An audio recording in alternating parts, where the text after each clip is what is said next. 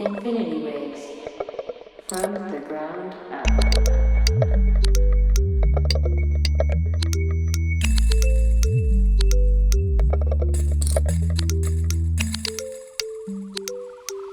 From the ground up. What's up? So here we are. We're gonna take all our sounds and make a beat out of it. I pretty much finished this one. When I sat down initially, it was pretty gnarly. I was like, what am I gonna do with all these sounds? Basically, it sounded like this. This is the kick. Gotta tell my thing. You know what I mean? So it was pretty just like, I was like, man, what am I gonna do with these noises? Like, I had no idea. So this is what I did. Let's start off with the shaker here. I turned this shaker and just used it for emphasis, and this is the banana. All I really did for this was kind of made it focused, a little more focused in the middle, and I did that with the utility here. And the reason I did that is because it's with the kick. Let's go down the list here. Here's the side flute. So this was actually, I think I did a couple of those. Did add a little bit of effects, but really none of these are activated. So the only thing I really had on there was the flanger, which gave it that kind of weird tinny sound when I put this on. Kind of has that different, like almost metallic kind of sound to it. Makes it a little more interesting. The next thing here, let's see, these are all my background kind of noises, and this actually came from this thing right here, if you remember that. Some of that noise. I ended up making two different layers of this, but it sounds like this. So this is my bottom layer. I transposed it quite a bit. Gave it this kind of weird, almost, it's kind of a lo-fi noise, honestly, but it fills in pretty well here. If you hear the top layer of this one. So that's the same idea. I added some ability for it to go back and forth, a little width to it. Just some panning. But I transposed it up. And then I also added a little bit of a gate on it so that it gives it a little bit more definition. So now let's move on to the next one here. Here's the snare. I kind of have like a perk snare here. I kind of labeled it here, just all of these. I know it's not organized super well. It's kind of how my process is. I'd go back through and organize things. So basically we got the wood click, and I'm pretty sure that came from the back side of this instrument here. Is partially that, maybe some of this, but so we have our wood click, which is, I basically made a snare out of a mix. It was a tambourine and just hitting it. It was that kind of noise. I shaped out some of the extra tambourine sound and just tried to get the pop. That noise specifically is this. Let's see. So that's the tambourine. That's basically our snare there. Let's just solo that. Added some reverb. Kind of have that click in the back. The kick took me a little while to work on. This one was kind of hard. I used the same noise. So it is still this. It's definitely this with this. Right? It has that same kind of shake to it. You know, I added this on certain one just to give it a little more impact on the top, that extra shake. But that's just that one.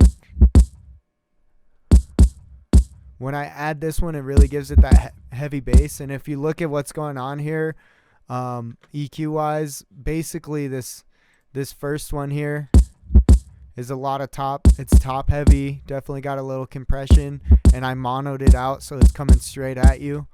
Then this other one is just low end. Like, it's pretty high on the low end, and the reason I had to do that is because it was kind of weak on that side. Like, if I were to get rid of this, you're gonna hear that. Yeah, it's like there's no real bass no real meat to the kick, so I had to EQ it a little bit. I did add some saturation to this as well.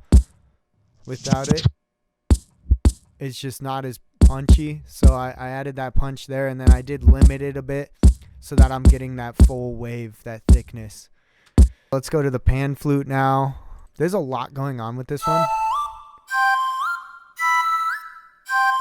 I ended up taking, this is the pan flute.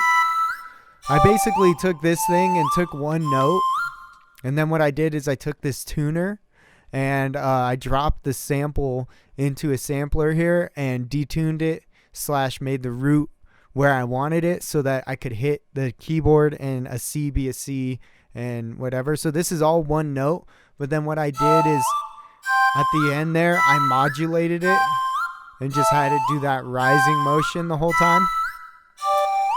There's another track here which is the melody.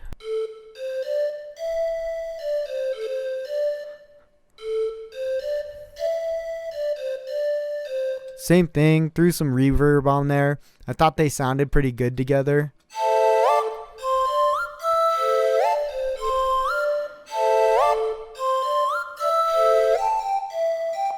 You know, and then the last one is sort of these chords.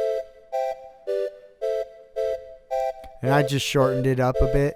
And then I have the Serenity chime, and believe it or not, this ended up being several different instruments. So I did auto-tune it a little bit, which is kind of funny, but that's because it was fluctuating so much that I wanted it to actually hit a certain key the whole time. Put it into a wavetable, added some different like grain delays and stuff to be able to create that kind of weird noise, and then I just gated it so that it kind of was like letting in and out some volume. That all came from the chime. It started to work even greater as creating like other top melodies.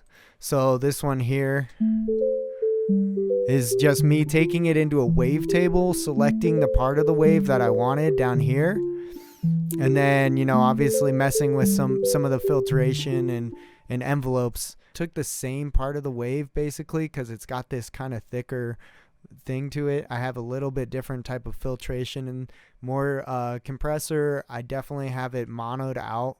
Let's see here. I definitely have it monoed out to the center because it's my bass. I EQ'd it a certain way. I probably went a little heavy on the EQ, but that's just kind of a stylistic choice for me, the way that I wanted it.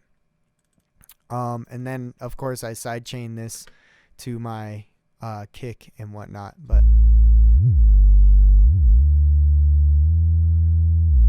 gave me a pretty good like sub bass noise. A couple of the last instruments here are the tambourine. I shook it around a little bit like that in my video, and I was able to get this out of it. I added some reverb to it. That's what's giving it a little wider space sound. And then I did this M4L beat sync to it. Without it, it's a little flat. So I added this. This was kind of cool too. I was able to take the triangle noise, which was just that normal, like that ding noise. And you'll hear it in here. Turned out to be my riser. You can kind of hear that there's this little, there's a tone in there that it's super slight, but I was able to take this and just added tons of erosion to it and some convolution reverb.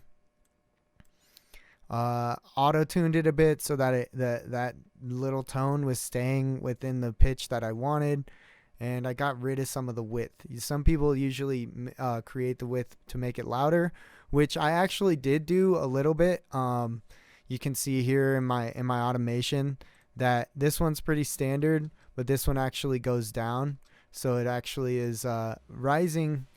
It doesn't rise necessarily, it stays pretty consistent. But that one there actually goes down, and you can really hear the tone there. But that's what's giving that crash noise. That combined with all the shakers really makes it sound good. So let's give it a whole listen through now.